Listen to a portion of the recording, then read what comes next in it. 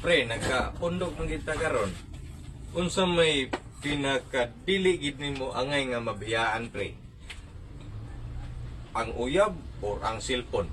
Wow! Kana pre, duha ra na kapangutana pre, unsa may pinakadili gid nimo angay nga mabiyaan? Ang imong uyab or ang imong cellphone? Oh no! Asilpon? Mga pre. Amo ka, neighbor. Murag cellphone siguro pre, no? Moral. Or ang uyab may ding biyang uyab pre. O sa imo pre. Pwede ra mabiyaan ang uyab. Unya, Kay pwede ra man katultol mo siya mo pauli.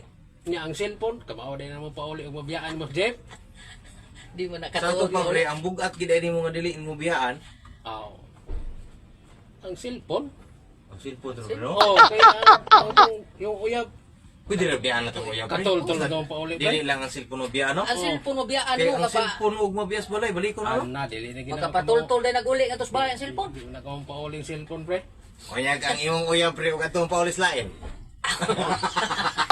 Ala na niya kay katultol